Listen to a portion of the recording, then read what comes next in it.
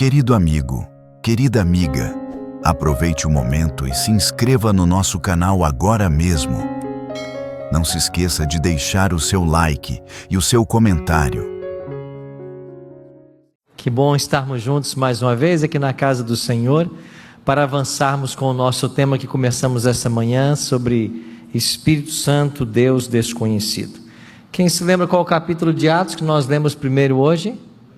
19, né? Em Atos 19, encontramos ali alguns discípulos que disseram que não conheciam nada sobre o Espírito, nem que haviam ouvido falar a respeito dele. Temos hoje muitas pessoas que desconhecem completamente o Espírito e sua obra. Hoje de manhã falamos um pouquinho, bem rapidamente, sobre a personalidade e a divindade do Espírito Santo. Hoje à tarde a gente quer falar um pouquinho sobre as chuvas, a linguagem que os profetas do Antigo Testamento usaram para falar da obra do Espírito Santo. O PowerPoint já está aí, se puder colocar por gentileza. Chuvas, temporã e serôdia. E eu convido você para abrir sua Bíblia comigo mais uma vez no livro do profeta Joel. Joel capítulo 2, verso 28. Joel 2, 28.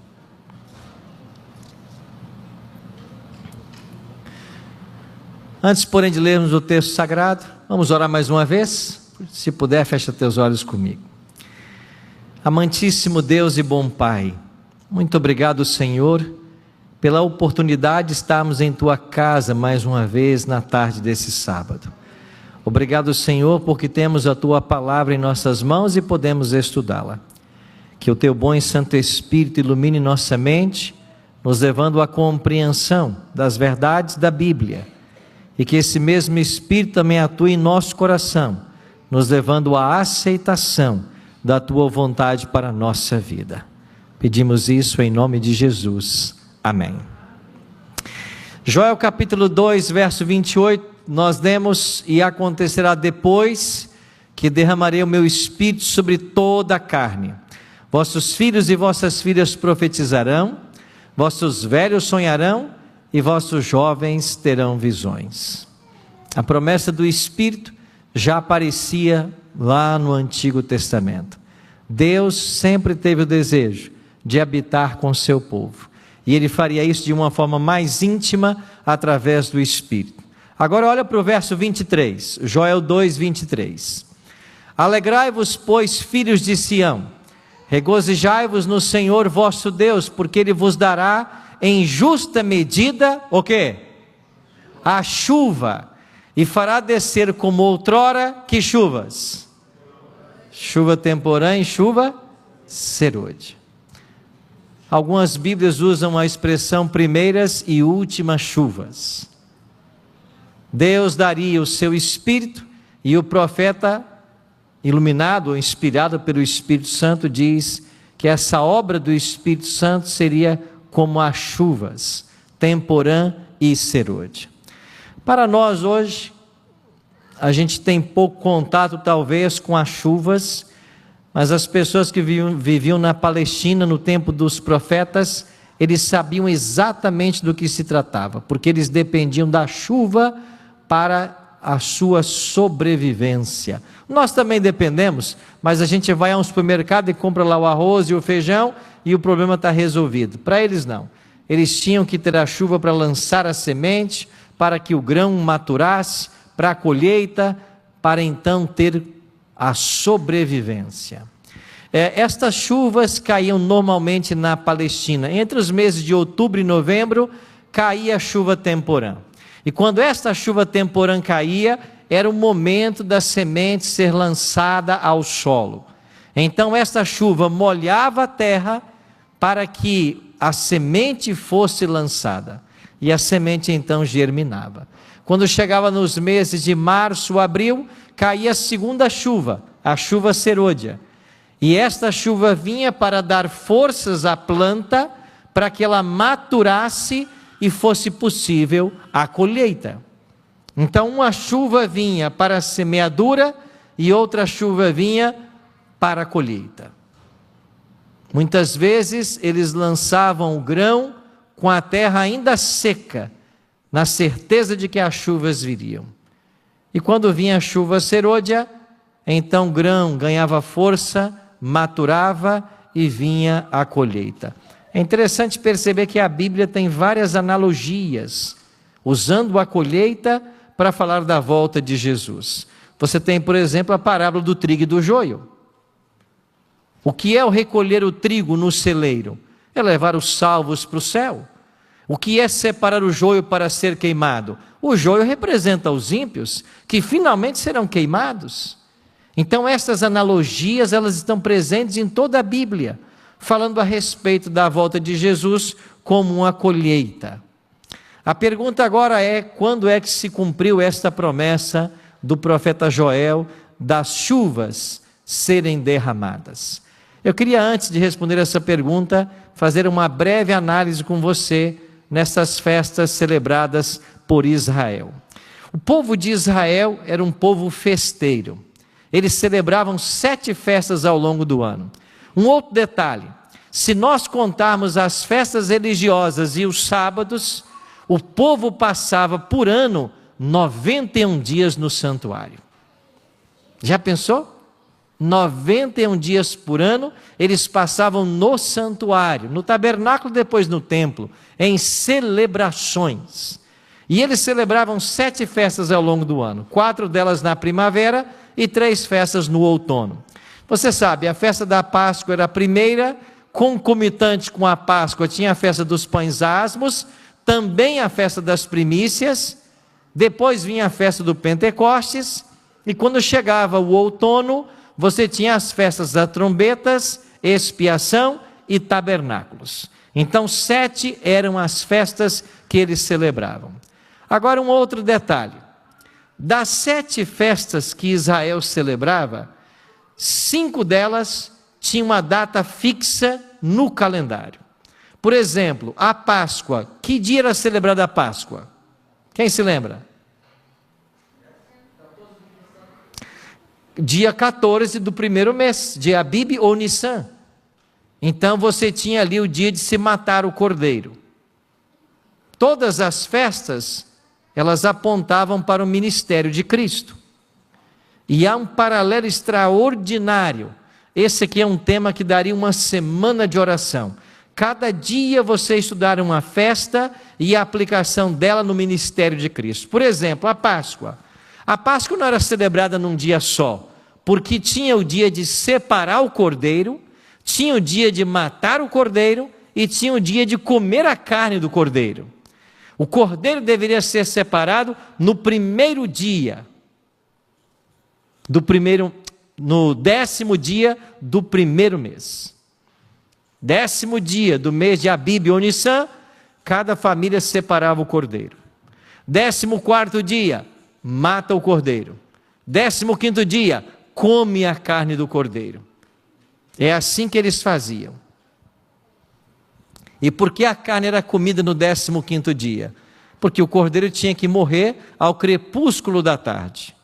Então, quando se aproximava o pôr do sol, o cordeiro pascal era morto, mas a carne tinha que ser assada, e a carne do cordeiro pascal já era comida com pães asmos, que era celebrada no dia 15, quando a carne era comida. E a festa das primícias, ela não tinha um dia marcado no mês. Ela tinha que acontecer no próximo domingo, depois da Páscoa. Como Cristo cumpriu a festa pascal? Você vai se lembrar do que aconteceu quando Jesus entrou montado num jumentinho em Jerusalém. Lembra dessa história, né?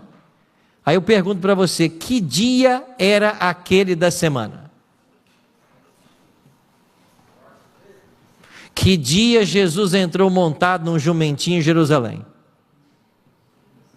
Os irmãos católicos sabem.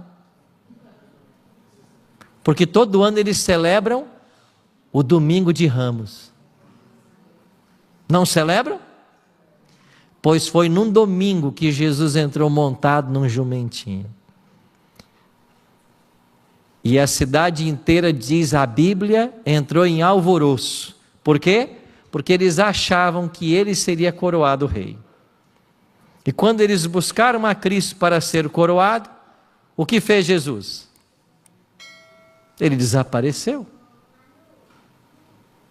E por que ele fez isso? Se você for no Desejado de Todas as Nações, Ellen G. White vai dizer assim, que naquele momento, quando eles esperavam coroá-lo como rei, ele se colocou à parte como sacrifício. Por que ele fez isso? Porque era o 10º dia do primeiro mês. Era o dia de separar o Cordeiro Pascal. Então, no dia em que todos os judeus separaram o Cordeiro Pascal, domingo, dia 10 de Abib, o próprio Cristo se separou como oferta. Segunda foi dia 11, terça 12, quarta 13, quinta 14. Na quinta-feira o Cordeiro Pascal tinha que morrer. Aí Jesus falou assim para os discípulos: vão e preparem a Páscoa. Eles pediram um cenáculo emprestado, o homem emprestou. Na quinta-feira à tarde, conforme mandava a lei, eles mataram o Cordeiro Pascal, prepararam a carne desse cordeiro, deu o pôr do sol, e quando chegamos agora na quinta noite, que já é sexta, eles se assentam à mesa para a Páscoa. Aí Jesus lava os pés dos discípulos, vem para a mesa e diz assim: há muito desejei comer convosco esta Páscoa. Por quê? Porque seria a última. E ali naquela Páscoa, você tem o Cordeiro Pascal morto e diante dele o Cordeiro vivo. Pela primeira vez na história, o tipo encontrou o antítipo. E a sombra deu lugar à realidade. Jesus cumpre a última Páscoa e estabelece a ceia. Que dia era aquele? Dia 15. Então Cristo foi crucificado no dia 15, sexta-feira. Mas ele se separou no 10º dia, o Cordeiro Pascal foi morto no 14º, e no 15º é que ele é sacrificado.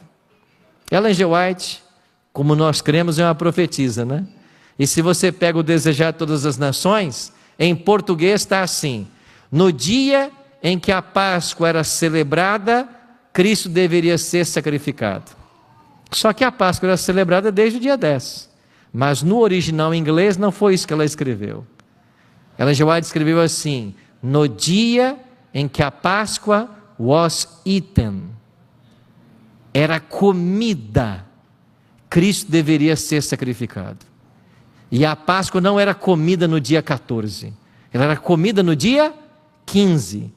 E é por isso que ele foi crucificado numa sexta 15.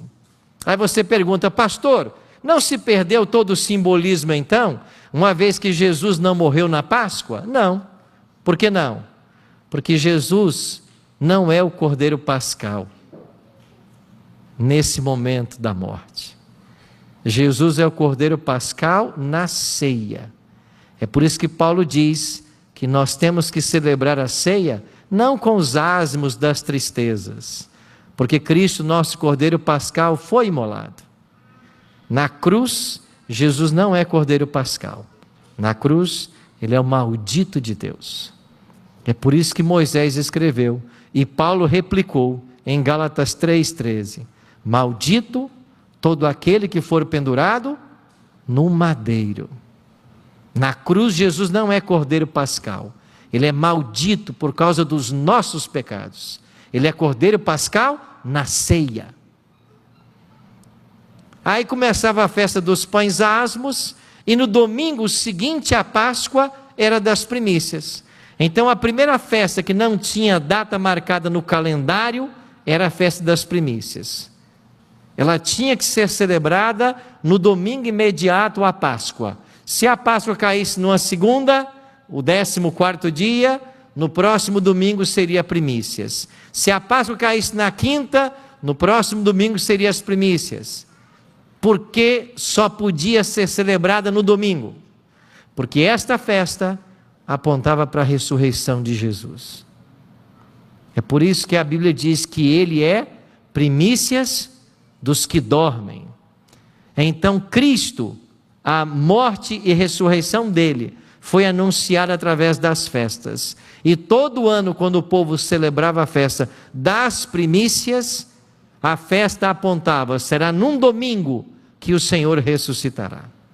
E a outra festa que também era celebrada num domingo, porque não tinha dia no mês, era a próxima, a festa do Pentecostes.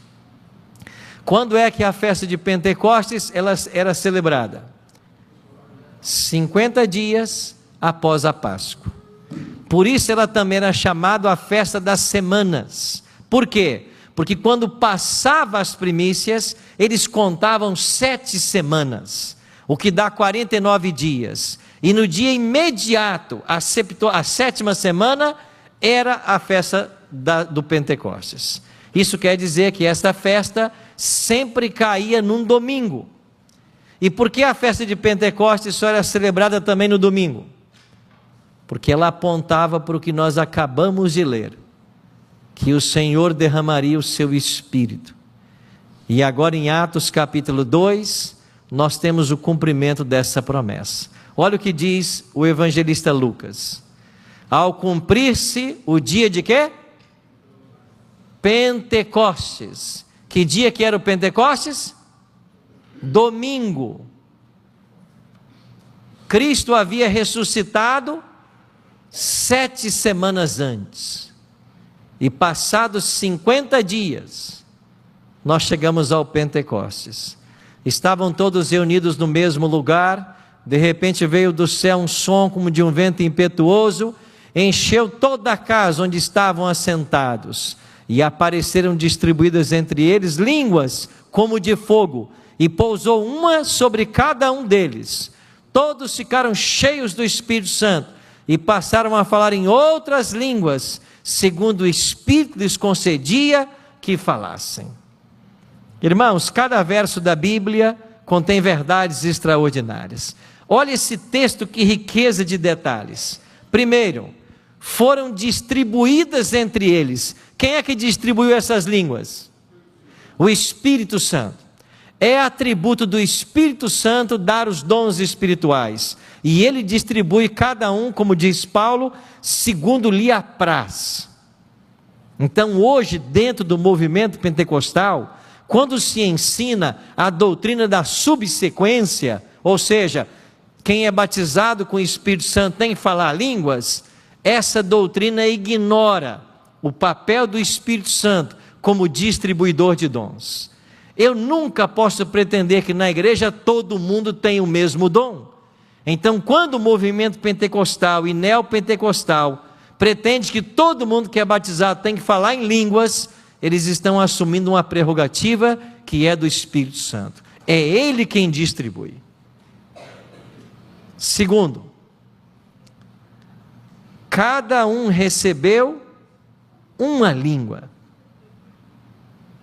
Aí diz o texto que e pousou uma sobre cada um deles. Você já pensou no que significa isso? É mais ou menos o seguinte: a gente está reunido aqui e o pastor Alex recebe o dom de falar em japonês. Aí ele começou a pregar em japonês, e todos os japoneses que estavam ali afluíram para o pastor Alex para o ouvir pregar em japonês. A outro, Deus deu o dom de falar em russo. Todo mundo que entendia russo afluiu para esta voz e foram ouvir a pregação na língua que eles compreendiam. Assim os grupos se espalharam. Aí as pessoas se assustaram e disseram assim: quem são esses que aí estão falando? Não são galileus? Os galileus não falam o grego e o aramaico? Como podemos ouvir cada um deles pregar em nossa própria língua materna? Isso quer dizer que a língua falada no Pentecostes também foi uma língua materna. Materna de quem? Dos povos que ali estavam. E Atos 2 lista, né? Partos, medos, elamitas, naturais da Capadócia, Ásia, Ponto, Frígia, Panfilha. eles falaram as línguas daquele povo. Uma vez eu me encontrei com uma senhora, e ela disse assim: eu conheço o senhor, vocês são adventistas, né? Eu disse: somos adventistas. Ela falou assim para mim: a sua igreja não tem poder, porque vocês não falam línguas, né? E nem expulsam demônios. Eu disse: poder não tem a tua igreja, que todo dia tem demônio nela. Expulsa o demônio na segunda, na terça ele volta. Expulsa na terça, na quarta ele está no culto de novo. Que poder é esse que não expulsa o demônio e ele nunca vai embora? Vocês não falam línguas, não expulsam demônios. Esse povo acha que ficar falando harabarashura, shurabarahara é falar dom de línguas. Dom de línguas é a capacidade sobrenatural que Deus dá ao crente de falar um idioma com o qual nunca teve contato. E há na história do adventismo vários episódios desse dom. Está na literatura adventista vários momentos em que adventistas falaram em outras línguas que eles não conheciam. A mais recente que eu conheço aconteceu lá no Paraná e no Rio Grande do Sul. Quando um aluno de teologia que nós tínhamos lá foi para uma cidade alemã fazer evangelismo e, sem entender uma língua, uma palavra em alemão, numa tarde ele foi para uma praça decepcionado porque as pessoas não recebiam bem, também por ser ele uma pessoa de cor. E ali alguns começaram a se aproximar e ele começou a conversar. E ele começou a conversar com essas pessoas. E depois elas disseram: mas quem ensinou você a falar alemão? Ele disse: não, eu não sei falar alemão. Bom, você está meia hora falando alemão com a gente. E ele se percebeu que ele estava falando alemão. E ele, por causa desse incidente, continuou o evangelismo, falando em alemão, e teve êxito no seu evangelismo. Ele se formou, agora é um pastor nosso. Não sei onde que ele está no Brasil ali agora. Mas eu conversei com ele pessoalmente. Ele formou-se na FADBA, na FAP, lá no Paraná. Nunca estudou alemão. E falou alemão na cidade que ele fez evangelismo. As pessoas disseram: esses não são galileus? Eles estão bêbados? Aí o apóstolo Pedro se levanta e diz assim: esses homens não estão embriagados como vindes pensando, sendo esta, que horas? Terceira hora do dia. Que horas para nós é a terceira hora dos judeus? 9 da manhã. Esses homens não estão bêbados, sendo agora 9 da manhã. Aí Pedro continua e diz assim: mas o que ocorre é o que foi dito por intermédio de quem? Do profeta Joel, que nós acabamos de ler. E então Pedro cita Joel: e acontecerá nos últimos dias, diz o Senhor, que derramarei o meu espírito sobre toda a carne. Vossos filhos e vossas filhas profetizarão, vossos jovens terão visões e sonharão vossos velhos. Aqui você tem um autor bíblico interpretando outro. E o que disse Pedro? O que vocês estão vendo aqui no Pentecostes foi o que prometeu Joel no capítulo 2, verso 28. Ou seja, o Espírito tão prometido agora foi derramado. Então, a festa de Pentecostes no ano 31 marca o início da dispensação do Espírito Santo. Com essa palavra dispensação, a gente quer dizer que uma nova fase no ministério do Espírito Santo começou. No Antigo Testamento, ele atuou de uma forma. A partir desse dia, ele atua de outra forma. Como o Espírito atuou no Antigo Testamento? De fora para dentro. Você vai perceber que o Espírito vinha e capacitava as pessoas. A lição da Escola Sabatina de 2 semanas atrás falou de Bezalel e Aholiabe. O Espírito Santo veio e os capacitou para a obra artística do santuário. Você vai ver que o Espírito Santo vinha e dava forças a Sansão. O Espírito Santo vinha e capacitou Gideão a liderar 300 e vencer os inimigos. Era assim que o Espírito atuava. Mas a partir desse dia, o Espírito, disse Jesus, estará em vós. Ele não vai atuar mais de fora para dentro.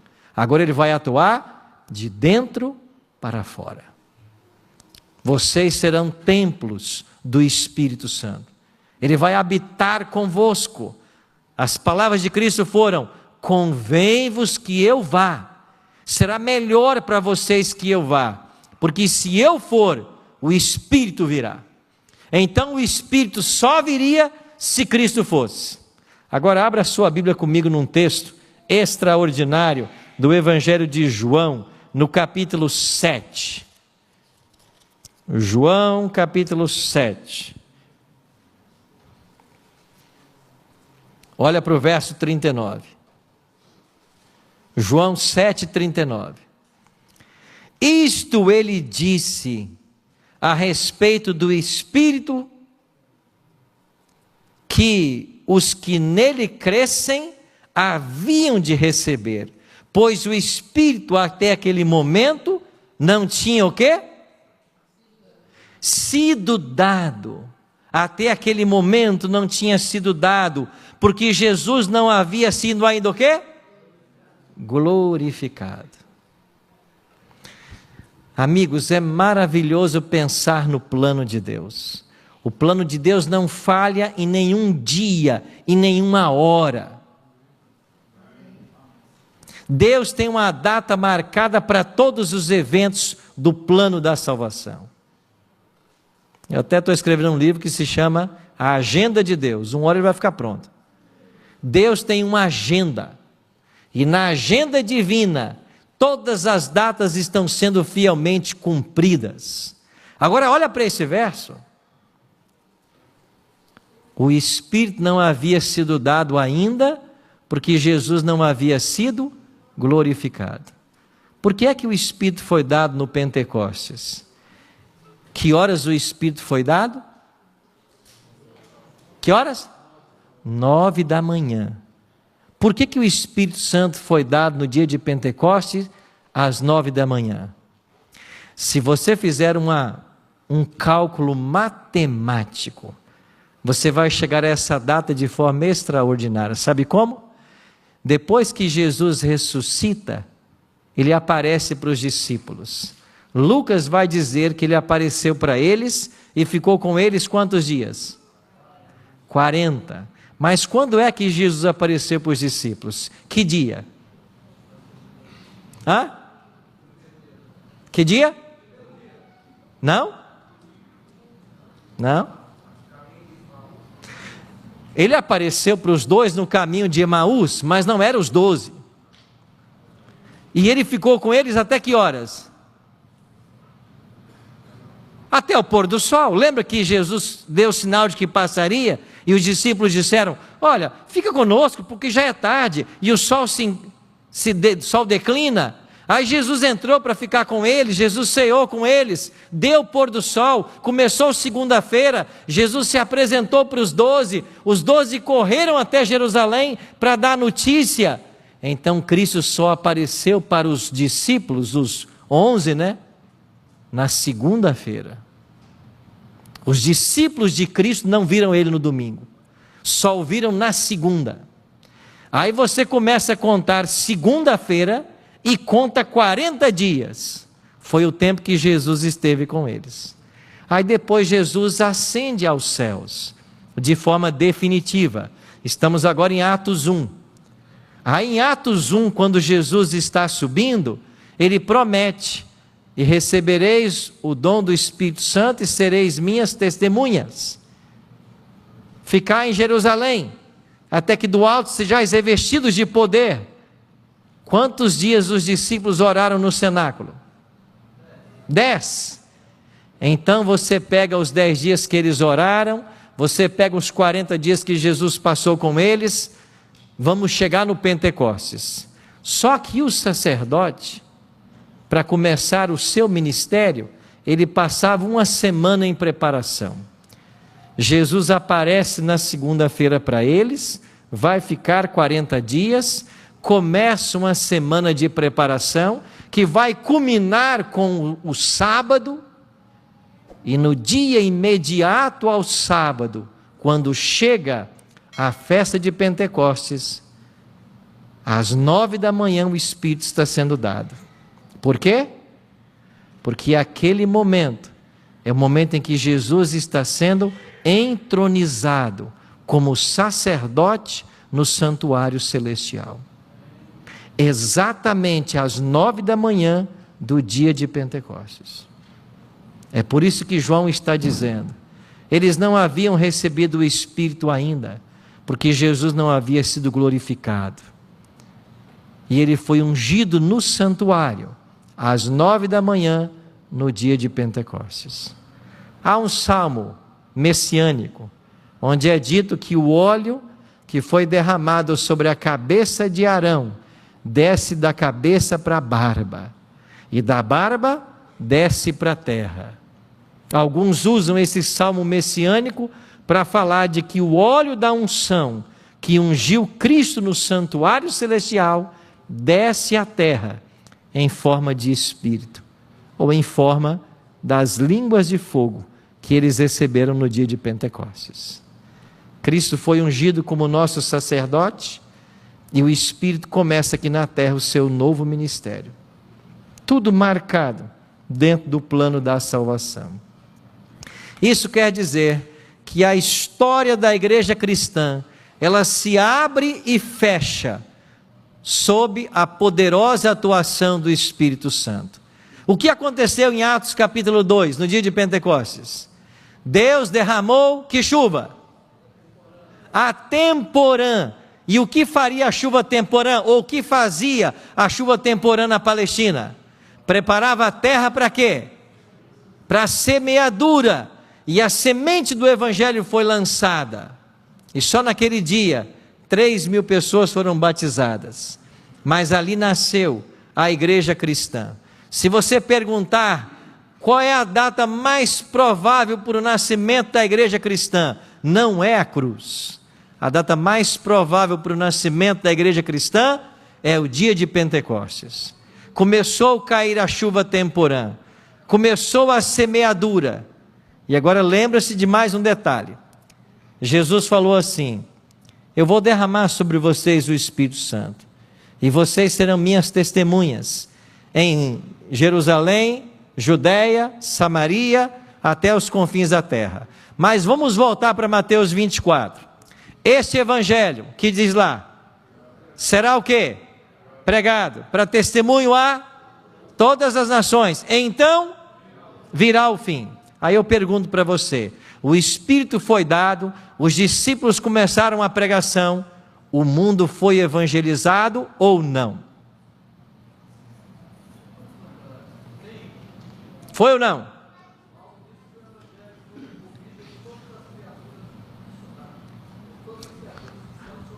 Colossenses 1:23. O Evangelho foi pregado a toda criatura até o ano 67, ano que Paulo é decapitado. Aí eu volto para Mateus 24. Se o Evangelho foi pregado a toda criatura, por que é que o fim não veio? Por que Jesus não voltou? O fim veio.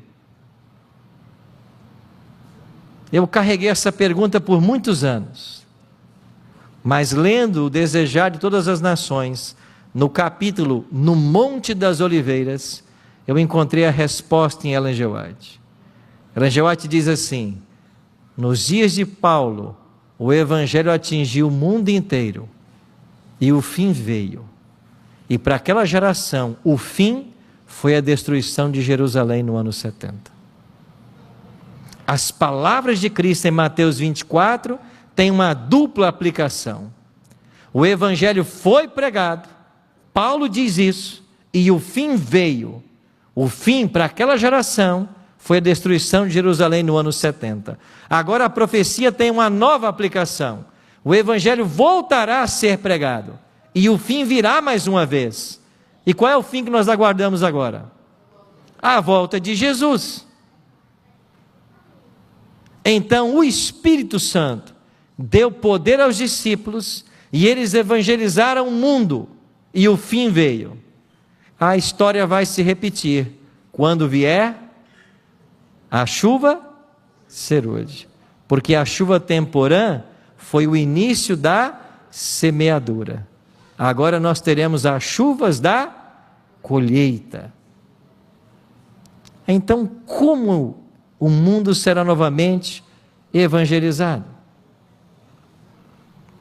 Quando nós hoje oramos a respeito do Espírito Santo e clamamos pelo batismo, nos está disponível a chuva temporã. A porção do Espírito que nos está disponível hoje é a chuva temporã. Desde o Pentecostes até hoje, a porção que o Senhor tem disponibilizado para o seu povo é a chuva temporã. Chuva serôdia é um evento futuro. E a gente vai entender um pouquinho mais desse assunto agora. Ellen G. White, em suas 100.000 páginas, ela escreveu 107 vezes sobre a chuva serôdia. Em alguns momentos ela usa a expressão let it rain, em outros momentos ela usa a expressão refreshing, em alusão à chuva serôdia. Em outros momentos é a expressão outpouring, em alusão à chuva serôdia. Então essas expressões especificamente aludidas à chuva serôdia são 107 vezes.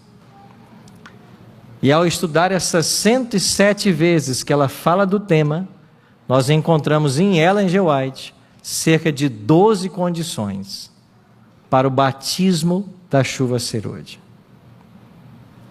Ela coloca o evento para o futuro, mas em 2 citações, ela deixa claro de que ela já está disponível no presente. E que em alguns locais, ela já estaria começando a cair.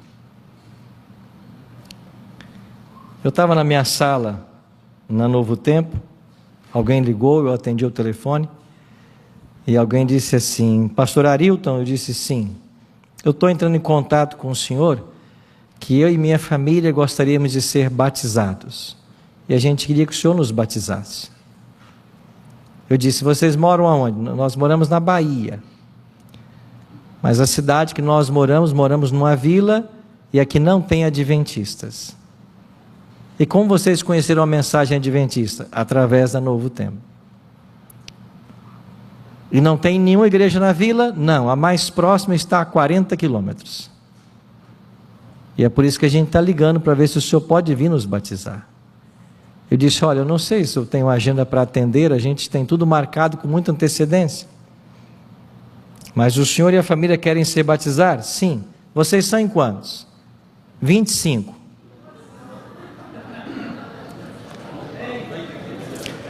Eu falei assim, acho que apareceu uma data aqui livre agora. 25. Eu fiz contato com o pastor mais próximo, ele foi lá e batizou. Parece que batizou 31 no primeiro batismo. Aí essa família fez a igreja na vila. Construiu a igreja. Você não acha que o Espírito de Deus, ou a chuva serôdia, já está derramando suas primeiras gotas? Que coisas extraordinárias. Eu e o pastor Alex fazemos evangelismo juntos, e fomos no ano retrasado lá para Lages, Serra Catarinense.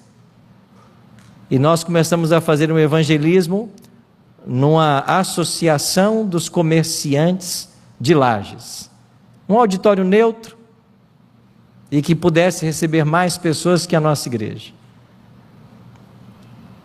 Apareceu por ali um senhor e ele disse que ele chegou ali por causa de um convite que nós imprimimos. Só que ele morava a 125 quilômetros do auditório. E esse folheto, de alguma forma, foi parar lá. Pois ele pegou o seu carro e veio 125 quilômetros para assistir à noite. Era a quinta noite. E voltava 125. Ele veio às 12 quintas-feiras. E foi a primeira pessoa que nós batizamos no auditório. Se você multiplicar 250 por 12, ele rodou 3.000 quilômetros em 12 semanas para ouvir das profecias de Daniel e foi batizado. Um folheto, 125 quilômetros do auditório.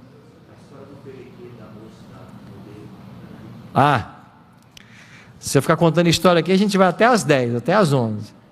Mas eu não quero comer pastel. Você também. Nós começamos um evangelismo numa igreja chamada Perequê. Uma igreja no bairro Perequê, um bairro bom lá de Santa Catarina. Itapema, o segundo metro quadrado mais caro do Brasil. Uma bonita igreja, começamos ali o evangelismo. Aí, na primeira noite, uma senhora alta, muito distinta, e ela entrou na igreja, a convite de uma amiga adventista, sentou-se aí, até a gente brinca e chama ela de Ana Hickman, né, que ela é bem parecida com a Ana Hickman, bem alta assim, e ela sentou, e nisso o marido mandou uma mensagem, e disse assim: aonde que você está? E ela gostava muito de ir nas igrejas, e frequentava uma igreja pentecostal, mas o marido não. E ela disse: eu estou numa igreja. E ele falou assim: você está mentindo para mim, você está na igreja é coisa nenhuma, onde é que você está? Aí, antes da gente começar o programa, o pastor Alex deixa a arte principal, né, do evangelismo, estava a minha foto. Ela foi e tirou uma foto e disse: aqui, eu estou na igreja, daqui a pouco esse pastor vai começar a pregar. E mandou no WhatsApp do esposo. Quando o esposo recebeu, ele viu a minha foto, e ele não contou para ela, mas ele assistiu o programa do SBT 5 da manhã, todos os dias, sem que ela soubesse. Aí ele falou assim: mas eu conheço esse pastor, eu assisto ele, inclusive eu parei de fumar por causa do programa dele. Aí ela disse: pois é, eu estou aqui. Aí ele falou assim: eu quero conhecê-lo. Aí ela começou a assistir o evangelismo. Aí nós fomos visitar depois o esposo, e a gente está dando estudos para esse casal. Que impressionante, né? Como que Deus dirige as coisas. Chuva serôdia. Para que ela virá? Jesus disse para os discípulos: vocês vão receber poder ao descer sobre vós o Espírito Santo, e sereis minhas testemunhas. O Espírito é dado para testemunharmos de Cristo. Não se esqueça, Jesus não precisa de advogados, ele precisa de testemunhas. Em Mateus 24, nós acabamos de explorar isso. Jesus não disse se o evangelho for pregado. Jesus está afirmando: este evangelho será pregado. Nos planos de Deus, o mundo já foi evangelizado. E por que que o evangelho será pregado? Porque Deus está dirigindo essa obra. O mundo inteiro vai ouvir do evangelho. Mas, olha que interessante, em Apocalipse capítulo 10, nós encontramos o nosso nascimento profético, certo? A experiência do livro doce que ficou amargo. Em Apocalipse 14, nós encontramos a mensagem que nós temos que pregar, as 3 mensagens angélicas. Agora o que nos falta é irmos a Apocalipse 18, porque lá nós encontramos a estratégia divina para a conclusão da obra. E sabe qual é a estratégia de Deus? É essa aqui, ó. Depois destas coisas, vi descer do céu outro anjo, que tinha grande autoridade, e a terra se iluminou com sua glória. Esse é o texto mais claro do Novo Testamento a respeito da chuva serôdia. Ellen G. White diz de que quando a chuva serôdia vier, obra representada por esse anjo, a terra inteira será iluminada com a glória de Deus. E ela disse que quando o Espírito foi dado, ela vendo no futuro, milhares de pessoas visitando os lares, as Bíblias foram abertas, as famílias iluminadas, e milhares se colocaram ao lado da verdade. Ela menciona algumas categorias: pessoas de alta posição na sociedade, autoridades, tomaram suas decisões. Ela fala de que laços familiares que impediam pessoas de uma decisão há décadas foram rompidos, e as pessoas agora estavam entregando suas vidas a Cristo. Milhares sendo batizadas em um só dia. A única esperança da Igreja Adventista evangelizar o mundo repousa na chuva serôdia. Ela vai vir para dar poder aos sinceros, para concluir a obra, como aconteceu no Pentecostes. Nossa única esperança é a chuva serôdia. E quando nós recebemos o batismo do Espírito na chuva serôdia, nós iremos proclamar as últimas 3 mensagens que o mundo precisa ouvir. Primeira mensagem, 2 doutrinas: sábado e juízo. Segunda mensagem, denúncia das falsas doutrinas, queda de Babilônia. Terceira mensagem, ou você escolhe adorar a Deus ou a besta. E o mundo será dividido entre 2 grupos: os que adoram a Deus e os que adoram a besta. Não haverá um terceiro grupo. Estas mensagens serão pregadas no poder do Espírito Santo. Agora imagine, quando o Espírito nos batizar e essa igreja começar a pregar essas mensagens, acompanhada a pregação de sinais e maravilhas. Sim.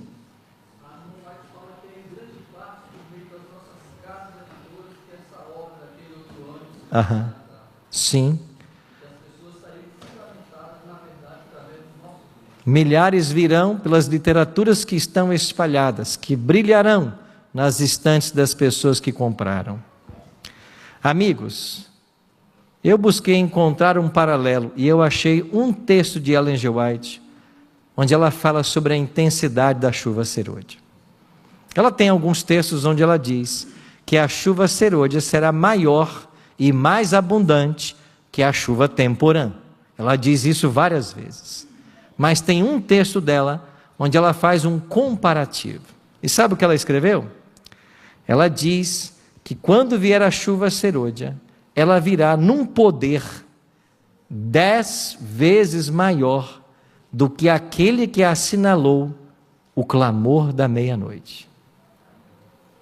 Essa expressão, clamor da meia-noite, tem a ver com o movimento millerita, especialmente dos anos 1842 a 44.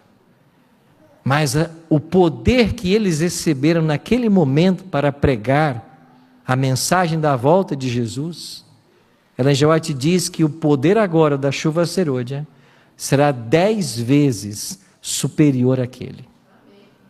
Deixa eu te perguntar, se alguém aqui fosse até um hospital de Washington, na próxima segunda-feira, e curasse todos os enfermos que há no hospital, será que alguém pararia para ouvir você? Você não acha que a mídia logo viria para te entrevistar? Você não acha que uma notícia dessas ganharia repercussão nacional e mundial? Pois é isso que vai acontecer. Porque se nós faremos sinais maiores que os discípulos fizeram, isso quer dizer que o poder será dado para que nós curemos as pessoas, expulsemos os demônios, ressuscitemos mortos e falemos novos idiomas. Você está pronto para isso?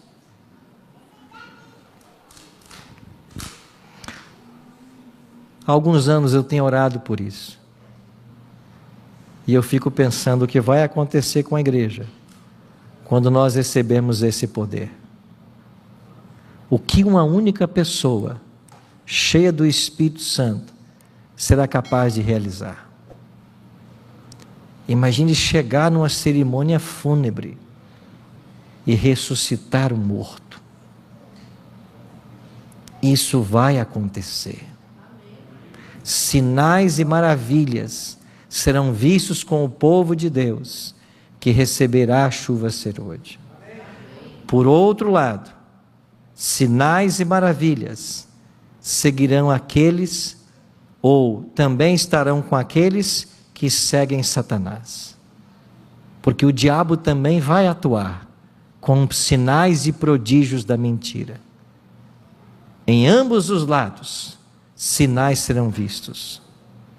Mas o poder convencedor do Evangelho vai atingir o coração dos sinceros, e milhares tomarão a decisão a hora undécima.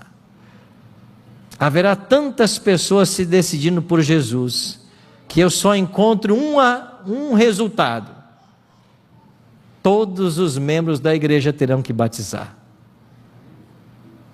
Não haverá pastor suficiente para batizar tantas pessoas.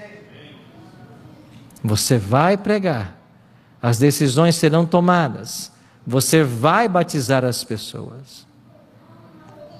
Se hoje nós guardamos o batismo para os ministros ordenados, em alguns casos os anciãos ordenados, nós o fazemos simplesmente por uma questão de organização.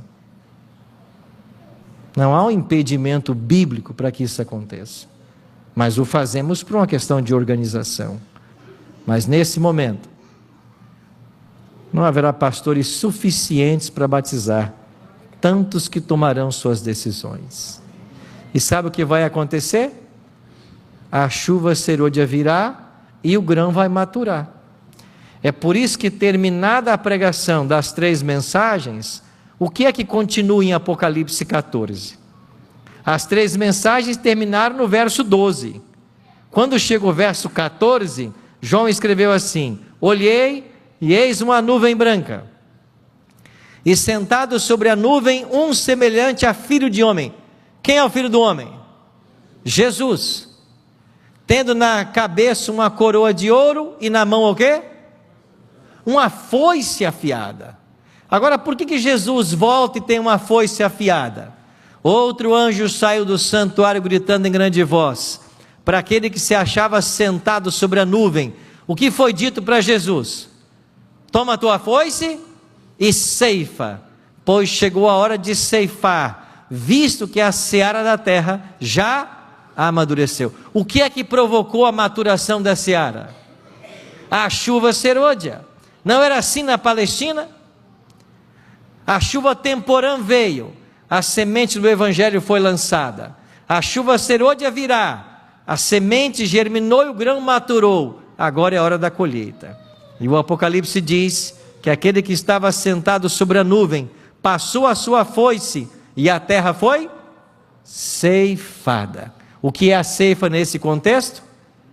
A volta de Jesus, para levar os salvos para o céu e os ímpios serem guardados em feixes para o fogo, que virá 1000 anos depois.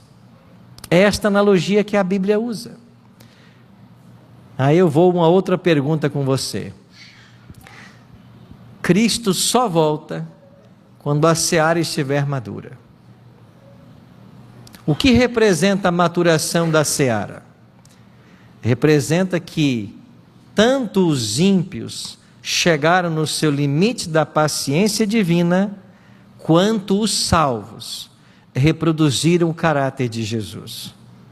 Ellen G. White diz: quando o caráter de Cristo for reproduzido nos membros da sua igreja, ele virá para buscá-los como seus. A reprodução do caráter de Cristo em nós significa o trigo maduro, a maldade do mundo, o joio maduro. Aí eu pergunto, por que Jesus não voltou ainda? Por quê?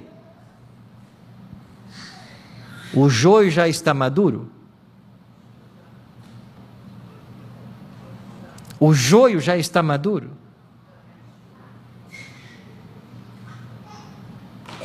Eu estava pregando em Curitiba um tempo desse.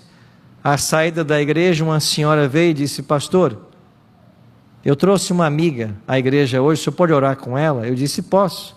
Eu me voltei para essa senhora e perguntei assim: a senhora quer que eu ore pela senhora? Ela disse: eu quero, pastor. E qual é o seu pedido de oração? Ela falou assim: pastor, há 6 meses eu era uma mulher casada, mas o meu esposo se tornou um homem muito violento. Eu pedi o divórcio. Eu tinha medo de que minhas 2 filhinhas sofressem alguma coisa. E eu me separei há 6 meses. Há 4 meses ele foi lá em casa e pegou nossas filhinhas de 4 e 6 anos e levou para passear. Ele matou as 2 e depois se matou. O senhor ora por mim?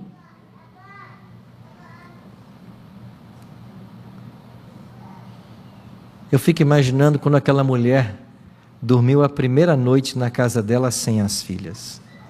Quem sabe em algum momento ela foi no quarto e viu ali a cama onde as suas filhinhas dormiam. E ali não mais estavam. Por quê? Porque o próprio pai tirou-lhes a vida. Na cidade de Linhares, lá no Espírito Santo,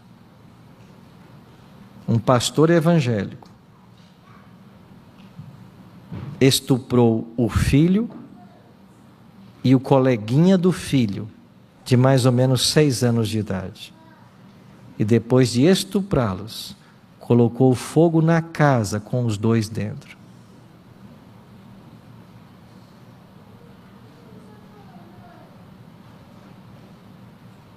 Outro dia, um garoto de 12 anos enterrou 2 colegas vivos.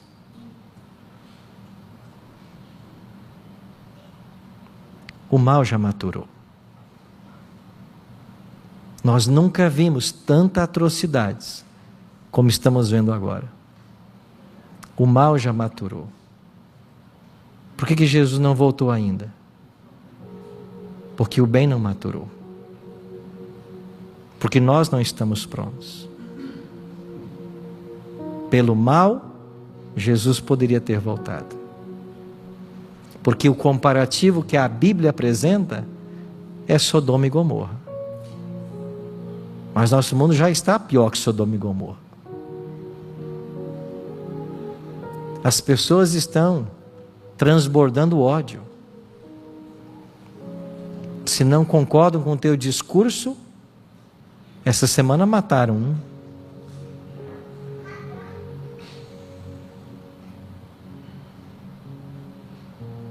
E sabe o que faz o diabo nesse contexto? Procura criar atrativos dentro do povo de Deus para que nós deixemos de lado aquilo que é central. E muitas vezes nós gastamos tempo com temas periféricos e não vamos ao ponto daquilo que é necessário para o tempo em que nós estamos vivendo. A necessidade de um preparo. Quando é que a chuva virá? Quando 3 condições forem preenchidas. Eu não vou citar mais do que 3 hoje. Primeiro, quando a igreja orar pelo batismo diário. O profeta Zacarias escreveu assim: pedi ao Senhor chuva no tempo das chuvas serôdias. Ao Senhor que faz as nuvens e dá chuva, dá aos homens aguaceiro, e a cada um a erva do campo. Eu não tenho dúvidas alguma de que a Bíblia é a palavra de Deus. Por que o profeta Zacarias colocou assim? Pedi ao Senhor chuva, quando?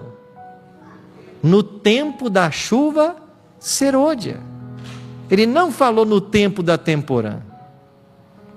Ele falou, pedi ao Senhor chuva no tempo das chuvas serôdias, que é o tempo que nós estamos vivendo. Quem nunca clamar pelo Espírito, nunca terá. Não temos mais do Espírito, que não clamamos mais por Ele. Uma segunda condição que a Bíblia apresenta: tem que haver entre o povo de Deus arrependimento e confissão. O apóstolo Pedro se levantou cheio do Espírito Santo e disse: arrependei-vos, convertei-vos, para serem cancelados os vossos pecados, a fim de que da presença do Senhor venham o quê? Tempos de refrigério, e que envie Ele o Cristo, que já vos foi designado, Jesus. Quando houver arrependimento sincero, quando houver confissão, a chuva virá. E finalmente, quando banirmos do nosso meio toda dissensão e discórdia. Em preparo para a chuva temporã, os discípulos estavam unânimes em oração, com as mulheres e com Maria, mãe de Jesus, e com os irmãos dele. E porque estavam unânimes, o Espírito veio. E depois que o Espírito veio, a Bíblia diz que eles perseveravam diariamente no templo, partiam pão de casa em casa, tomavam as refeições com singeleza e alegria de coração. Antes eles se uniram para que o Espírito viesse. O Espírito veio e eles continuaram unidos. Não havia mais dissensões entre eles. Ninguém buscava mais ser o primeiro. Agora todo mundo queria ser o servo.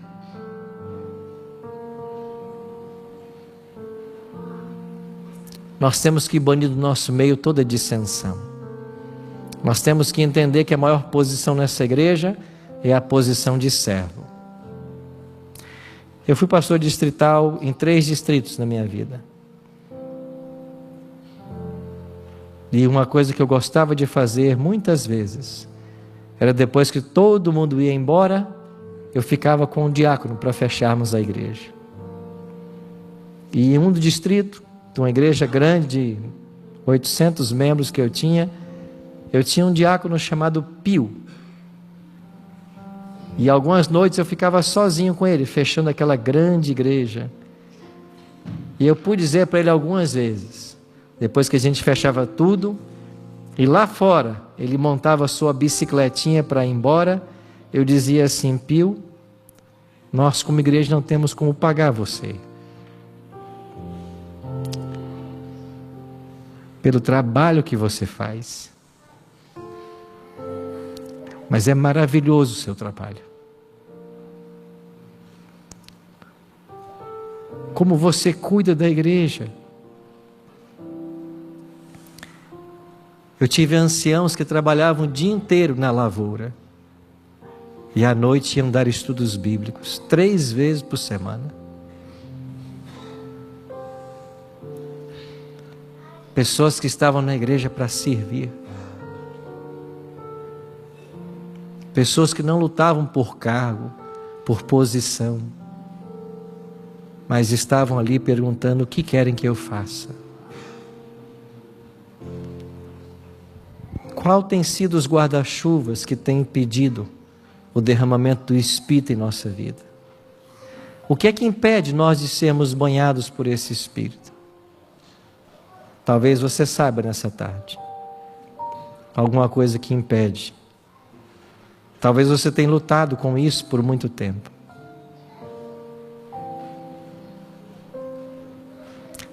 Mas nessa tarde, eu queria fazer um desafio para você. Eu fiz isso algumas vezes no meu ministério, poucas vezes. Mas eu queria orar hoje com aqueles que querem dizer para Deus assim: Senhor, se existe alguma coisa na minha vida que está impedindo que eu seja cheio do Teu Espírito, que o Senhor tire da minha vida isso que está sendo o empecilho. Mas quando se faz esta oração, você está autorizando Deus a tocar na sua vida, porque Ele vai tirar da sua vida o que tem te atrapalhado. Eu não sei o que é. Mas isso pode significar para alguns aqui, talvez uma grande perda financeira. Talvez o rompimento com alguns relacionamentos. Talvez uma mudança completa no estilo de vida. Talvez tenha um preço alto a ser pago. Por isso que é uma oração muito delicada. Mas eu queria orar com alguns que hoje querem tomar essa decisão e autorizar Deus a tirar da sua vida o empecilho que tem impedido o seu progresso na vida espiritual, e que o poder de Deus venha sobre você. Tem alguém? Eu queria convidar você, não ficar de pé, a vir aqui à frente. Não é um apelo para todos, é para aqueles que querem autorizar o Senhor. E não se esqueça que autorizar o Senhor é abrir mão das coisas que você pensa, gosta e quer, para que Deus faça na sua vida a obra que Ele deseja fazer.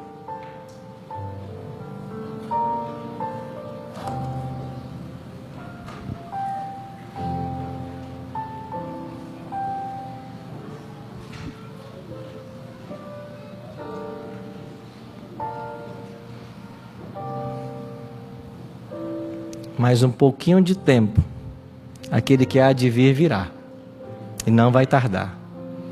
Nós não temos tempo a perder com as coisas que o diabo coloca às vezes em nosso caminho para nos atrapalhar.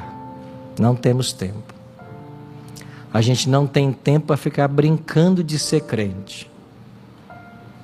Se a gente sabe o que tem que fazer, faz-o depressa. E a gente sabe, porque o Espírito nos tem falado. O Espírito nos mostra nossas necessidades. É às vezes a cegueira que nós queremos ter. O apego às coisas que não tem feito bem para nós. Mas Deus pode nos ajudar. Ora comigo. Pai, nesta tarde de sábado, nós ouvimos tantas promessas da Tua palavra, de que em breve o Espírito será derramado.